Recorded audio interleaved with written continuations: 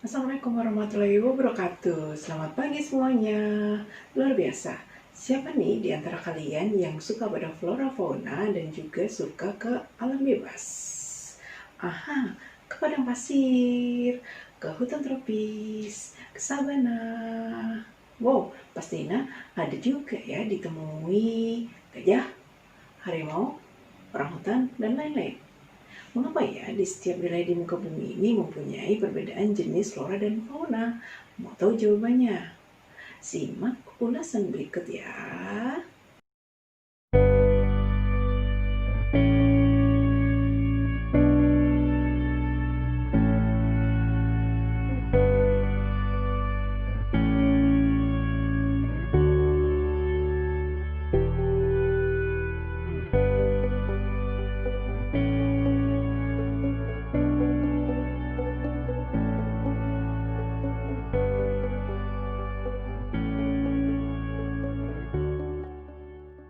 Nah, untuk mempelajari hal tadi, kita perlu mengetahui kompetensi dasarnya, yaitu KD 3.2 menganalisis sebaran flora dan fauna di Indonesia dan dunia berdasarkan karakteristik ekosistem.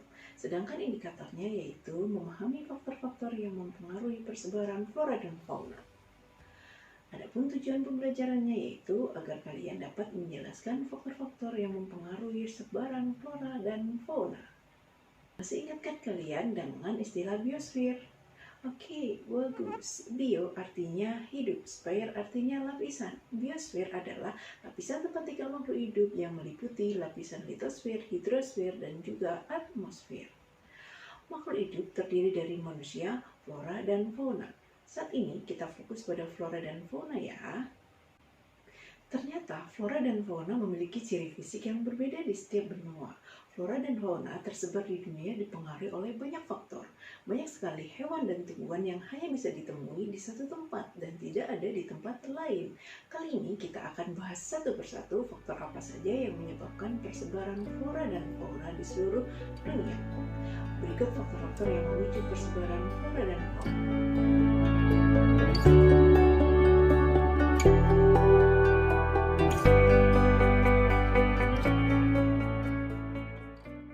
Skema ini ada individu, ada populasi, ada komunitas, ada ekosistem, dan juga bioma serta biosfer. Apa pengertiannya? Individu yaitu unit terkecil, sedangkan populasi yaitu kumpulan dari organisme yang terdiri dari individu-individu sejenis.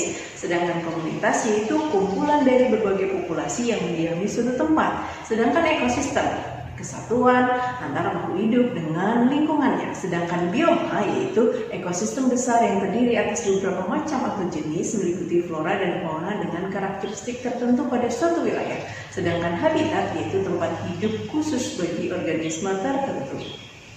Ternyata flora dan fauna memiliki ciri fisik yang berbeda di setiap benua. Flora dan fauna tersebar di dunia dipengaruhi oleh banyak faktor. Banyak sekali hewan dan tumbuhan yang hanya bisa ditemui di satu tempat dan tidak ada di tempat yang lainnya. Kali ini kita akan bahas satu persatu faktor apa sajakah yang menyebabkan persebaran flora dan fauna di seluruh dunia. Berikut adalah faktor-faktor yang memicu persebaran flora dan fauna. 1. Berdasarkan penyebab persebaran. Yang pertama, ada tekanan populasi. Semakin banyak populasi menyebabkan persediaan bahan makanan yang tidak mencukupi bagi keturunannya. Yang kedua, ada perubahan habitat yang bisa menyebabkan tidak cocoknya suatu spesies hewan untuk terus berada di daerah yang ditempati. Selain itu, bisa juga berdasarkan sarana persebaran. Sarana persebaran meliputi udara, air, lahan, bahkan manusia. Lanjut, ada hambatan biologis. Hambatan biologis berupa habitat yang tidak sesuai lagi, tidak adanya persediaan makanan, dan juga adanya predator.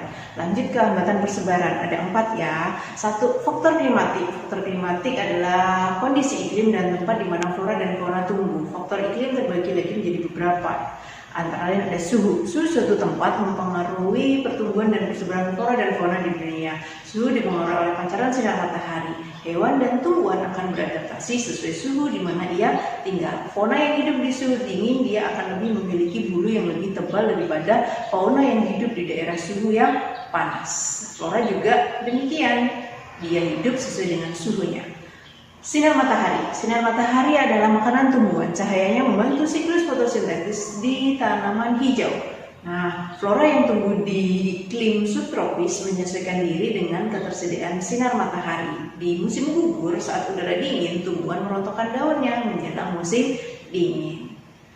Ada juga bagian dari kelembaban udara. Kelembaban udara menggambarkan uap air yang terkandung di dalam udara. Semakin lembab, semakin banyak pula uap air yang ada.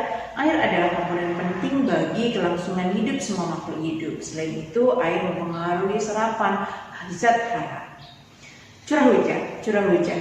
Intensitas curah hujan di suatu tempat menentukan keberlangsungan hidup flora dan fauna di dalamnya. Curah hujan yang turun menentukan kapasitas air yang dibutuhkan oleh tanaman. Angin bertiup dari daerah yang tinggi menuju ke daerah yang lebih rendah. Angin juga mempengaruhi jenis tumbuhan dan hewan yang ada. Angin membantu persebaran sinar sari dari bunga. Angin juga bertiup untuk membantu burung untuk terbang dan bermigrasi saat musim dingin menuju ke tempat yang lebih nyaman. Lanjut, ada faktor edafik. Faktor edafik adalah faktor tanah yang ditempati oleh hewan dan tumbuhan. Tanah yang subur akan memberikan dampak yang baik bagi tumbuhan. Nah, selain itu, hewan juga akan lebih mudah menemukan makanan jika tanamannya di sekitarnya tumbuh subur dan berbuah lebat. Faktor-faktor edafik antara lain ada keasaman tanah. Tingkat keasaman tanah atau pH menentukan kesuburan tanah tersebut. Tanah yang asam akan membuat tumbuhan tidak bisa berkembang. Tanah yang subur akan memiliki zat hara yang tinggi. Nah, kesuburan suatu tanaman ditentukan oleh kemampuan menyerap zat hara yang dikandung oleh tanah tersebut. Jika pH terlalu rendah, maka tidak cocok untuk tanaman. Lanjut, ada tekstur tanah. Tekstur tanah yang baik bagi tumbuhan adalah yang memiliki komposisi tanah lempung, pasir, dan debu yang seimbang. Jika tanah terlalu kasar, maka akan membuat tumbuhan sulit untuk tumbuh. Ada juga kandungan air tanah. Tumbuhan menggunakan akarnya untuk menyerap air di dalam tanah. Air tanah membantu tanaman menyerap mineral yang diperlukan bagi tumbuhan. Ada juga struktur tanah. Struktur tanah adalah komposisi material yang membentuk tanah. Porositas adalah tingkat kemampuan tanah untuk membuat air mengalir di antaranya. Sedangkan permeabilitas adalah besarnya pori-pori dalam tanah.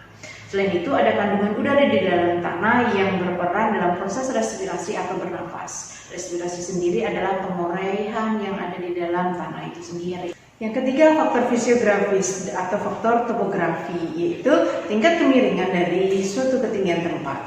Ternyata faktor ini mempengaruhi jenis hewan dan tumbuhan yang hidup di suatu wilayah. Sebagai contoh, kambing gunung yang hidup di pegunungan terjal. Kambing gunung berbeda dengan kambing yang biasa kita temui. Mereka memiliki bulu yang sangat tebal karena habitatnya yang berada di pegunungan dengan tiupan yang angin yang kencang dan suhu juga yang lebih dingin.